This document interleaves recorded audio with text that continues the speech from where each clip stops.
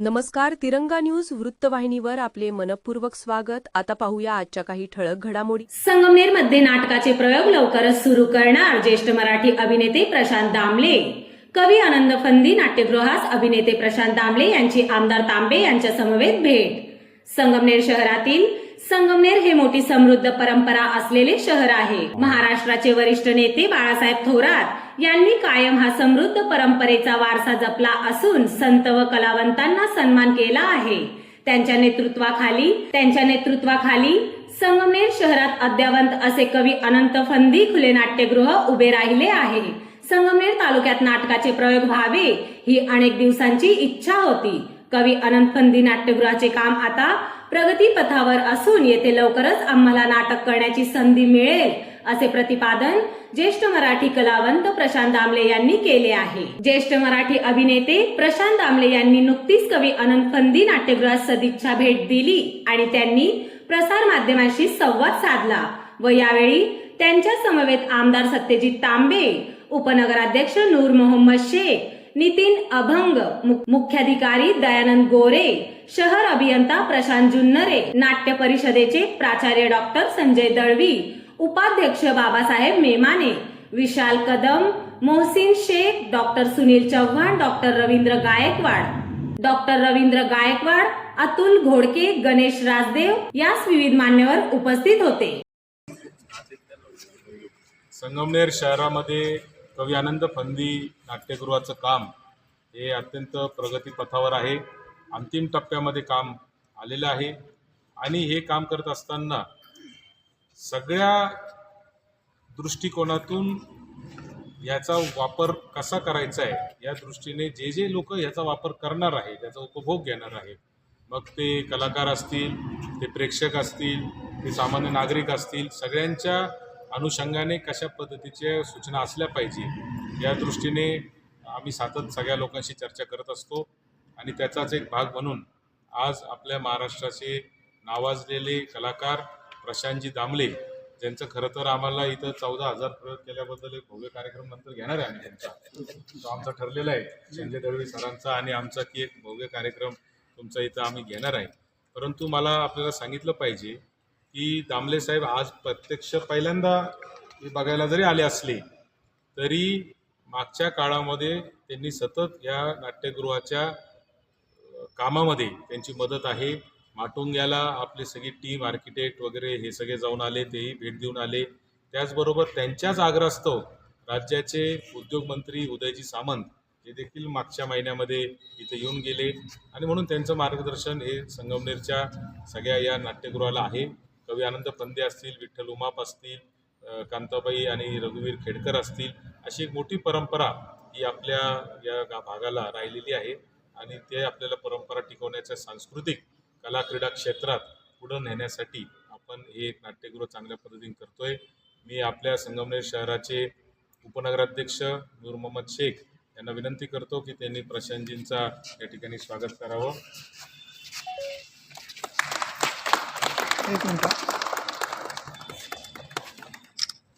बघा, कुठलीही कलाकृती, कुठलेही नाटक आणि कुठलेही नाट्यगृहाची कमतरता असतेच. ते अरे बापरे कमतरता आहे असं काही इतकं काही मोठं नसतं. आपण ते दुरुस्त करू शकतो. म्हणजे नाटक जसं दुरुस्त करता येतं असं नाट्यगृहसुद्धा दुरुस्त करता येतं. नाटक स्टेजवर आल्यानंतर आपल्याला कळतं की नाटकात ह्या गडबडी आहे. तसंच नाट्य आधीच तुम्हाला बोलवलंय. तर मला असं वाटतं की हे मी अनेक वर्ष इथे काम केलेले आहे. म्हणजे 83 पासून ते आज 2026 आलेलं आहे. अनेक वेळा या नाट्यगृहात जेव्हा ते ओपन होतं त्यावेळी याची संधी मिळाली होती. इकडचा रसिक प्रेक्षक कसा आहे तेही मला माहिती आहे, म्हणूनच मी रसिक असं म्हटलं. आणि मुळात नाट्यसंस्कृती महाराष्ट्रभर आहे. संगमनेर हे एक अतिशय महत्त्वाचं सेंटर आहे पुणे नाशिकच्या मधलं. त्यामुळे आम्हाला या ठिकाणी नाट्यप्रयोग करण्याची संधी सहज उपलब्ध होऊ शकते. या दृष्टीने हे आता अंतिमपणे नाट्यगृह त्याला बंदिस्त करण्यात आलेलं आहे.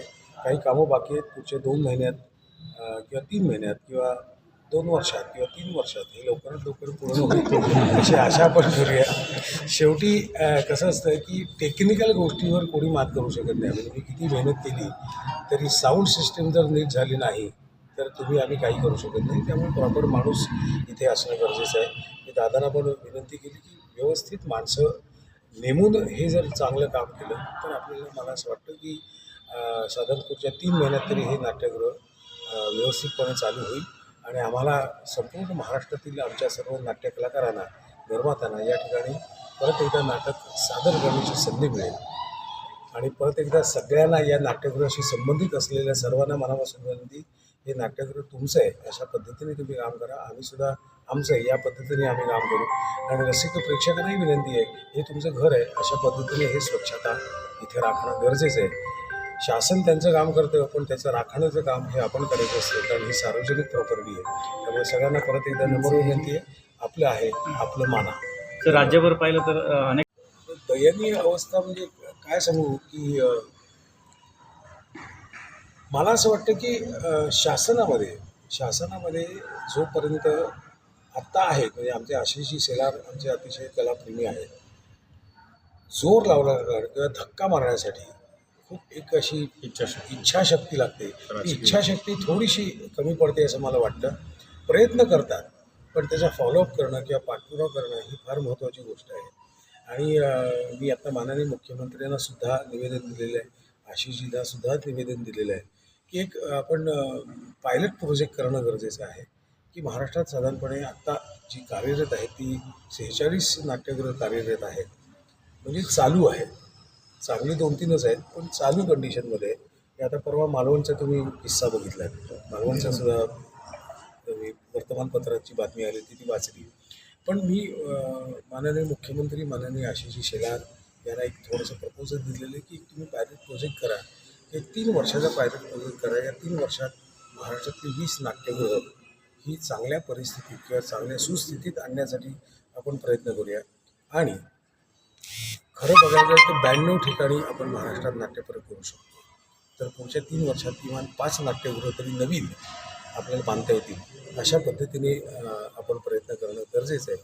मी दादांनी विनंती करतो की तुम्ही आता जेव्हा भेटाल त्यांना सांगा, साधारण 1000 कोटी तुम्ही आता अर्थसंकल्प आहे ना, माननीय मुख्यमंत्र्यांकडे अर्थसंकल्प व्यक्त करतो, त्यांना सांगा 1000 कोटी जरा बाजूला घालून ठेवा, कसे वापरायचे ते आपण चर्चा करून ठेवू शकतो. तर प्रयत्न अंती परमेश्वर.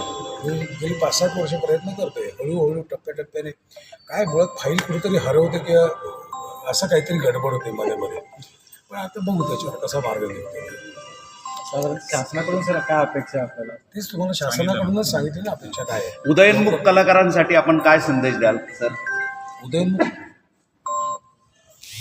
कुठल्या पद्धतीचा संदेश म्हणजे की आता इथे जे नाट्यगृह होतंय त्यासाठी काही सरावासाठी त्यांना काही इथे काही करता येईल का?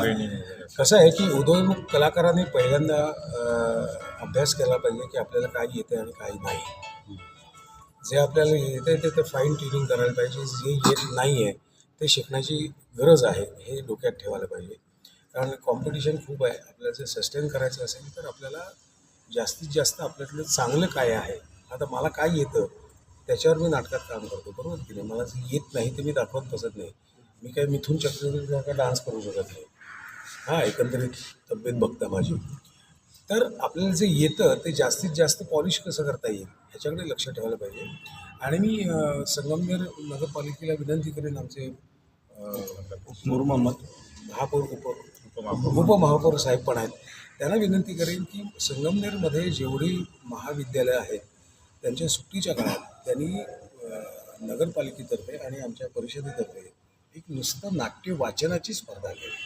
आधी बोलता आलं पाहिजे. बोलल्यानंतर तुमचा आवाज काय आहे, पिच काय आहे, तुम्हाला काय किती वरच्या पट्टीत बोलू शकता. कारण नाटकात काम करताना वरच्या पट्टीत आवाजात काम करावं लागतं. तुमच्या आवाजाची साथ काय आहे, म्हणजे तुमचा चिरका आवाज आहे का, घोगरा आवाज आहे का, जाड आवाज आहे का, पातळ आवाज आहे का, हे सगळे आवाज तुम्हाला संगमनेरच्या या वास्तूत व्हायला पाहिजे. कारण ही नाट्यगृह आहे.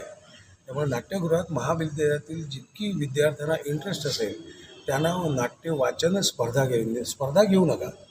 निदान नाट्य वाचन तरी तुम्ही घ्या. नाट्य परिषदेचे आमचे सगळीकडची मंडळी आहेत ती तुम्हाला मदत करतील. आणि ती शक्यतो फुकट ठेवू नका, किमान 10 रुपये तरी ठेवा. आणि फुकटचे मग काय किंमत राहत सर काही शाडो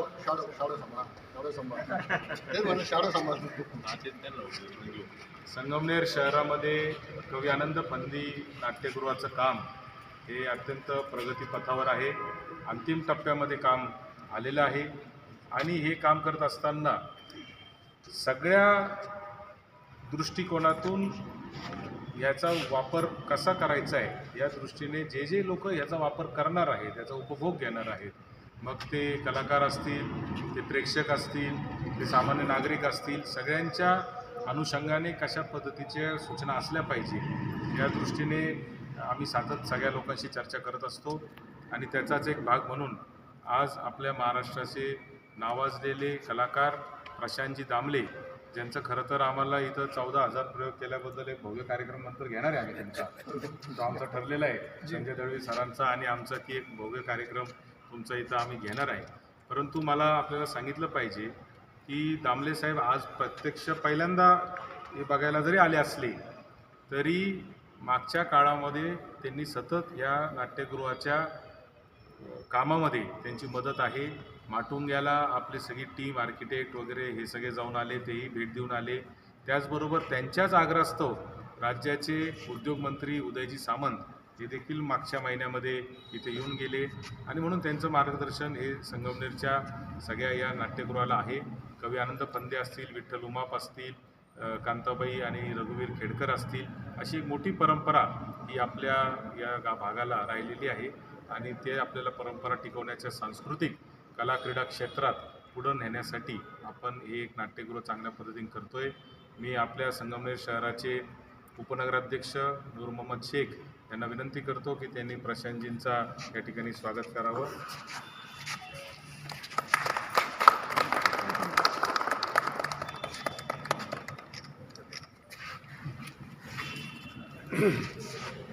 शिक्षण त्यामुळे आम्हाला या ठिकाणी नाट्यप्रयोग करण्याची संधी सहज उपलब्ध होऊ शकते. या दृष्टीने हे आता अंतिम नाट्यगृह थोडं बंदिस्त करण्यात आलेलं आहे. काही कामं बाकी आहेत, पुढच्या 2 महिन्यात किंवा 3 महिन्यात किंवा 2 वर्षात किंवा 3 वर्षात हे लवकरात लवकर पूर्ण होईल अशी आशा पडली आहे. शेवटी कसं असतं की टेक्निकल गोष्टीवर कोणी मात करू शकत नाही. तुम्ही किती मेहनत केली तरी साऊंड सिस्टीम जर नीट झाली नाही तर तुम्ही आम्ही काही करू शकत नाही. त्यामुळे प्रॉपर माणूस इथे असणं गरजेचं आहे. मी दादांना पण विनंती केली की व्यवस्थित माणसं नेमून हे जर चांगलं काम केलं तर आपल्याला मला असं वाटतं की साधारण पुढच्या 3 महिन्यात तरी हे नाट्यगृह व्यवस्थितपणे चालू होईल आणि आम्हाला संपूर्ण महाराष्ट्रातील आमच्या सर्व नाट्य कलाकारांना, निर्मात्यांना या ठिकाणी परत एकदा नाटक सादर करण्याची संधी मिळेल आणि परत एकदा सगळ्यांना या नाट्यगृहाशी संबंधित असलेल्या सर्वांना मनापासून विनंती, हे नाट्यगृह तुमचं आहे, अशा पद्धतीने तुम्ही काम करा. आम्हीसुद्धा आमचं आहे या पद्धतीने आम्ही काम करू आणि रसिक प्रेक्षकांनाही विनंती आहे हे तुमचं घर आहे, अशा पद्धतीने हे स्वच्छता इथे राखणं गरजेचं आहे. शासन त्यांचं काम करतं पण त्याचं राखण्याचं काम हे आपण करायचं असतं कारण हे सार्वजनिक प्रॉपर्टी आहे. त्यामुळे सगळ्यांना परत एकदा नम्र विनंती आहे, आपलं आहे आपलं माना. तर राज्यभर पाहिलं तर अनेक नाट्यगृहांमध्ये दयनीय अवस्था झालेली आहे. ते तुम्ही त्याला काय सांगा? आता दयनीय अवस्था म्हणजे काय सांगू की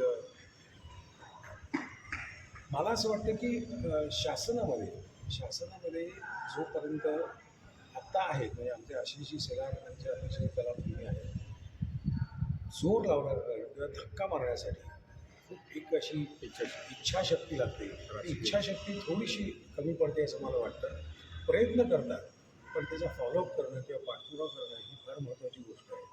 आणि मी आता माननीय मुख्यमंत्र्यांना सुद्धा निवेदन दिलेलं आहे, आशिषजींना सुद्धा निवेदन दिलेलं आहे की एक आपण पायलट प्रोजेक्ट करणं गरजेचं आहे की महाराष्ट्रात साधारणपणे आत्ता जी कार्यरत आहे ती 46 नाट्यगृह कार्यरत आहेत, म्हणजे चालू आहे.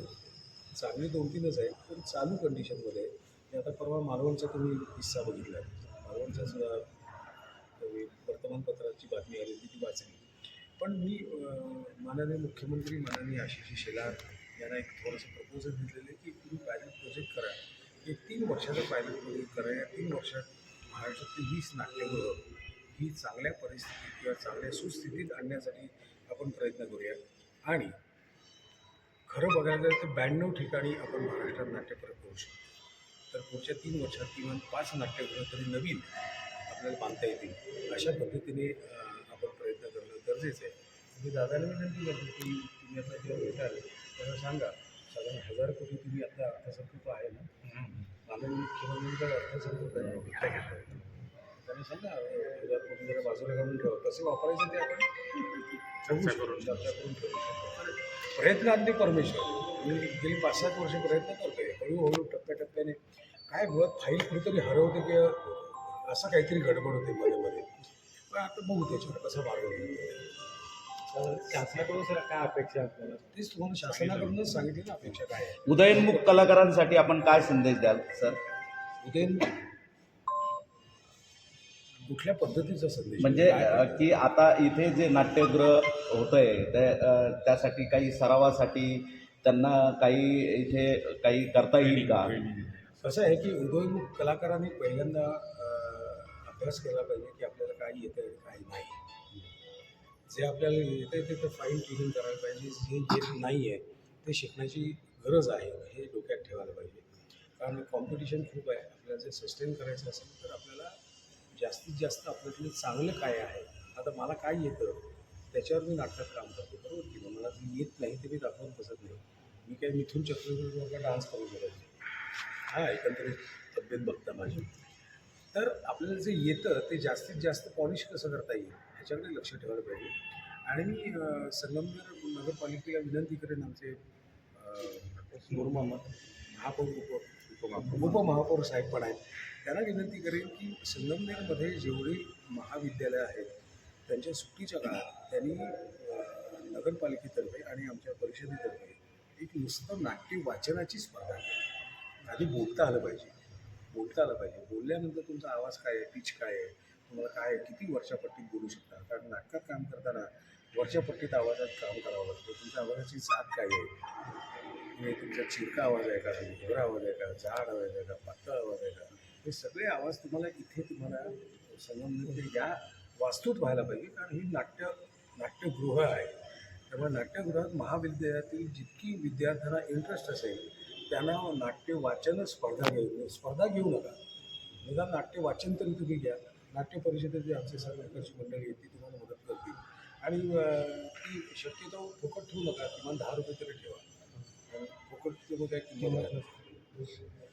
आपण काही सूचना केल्या आहेत का सर या नाट्यगृहासाठी काय काय केलं दादाला केलं.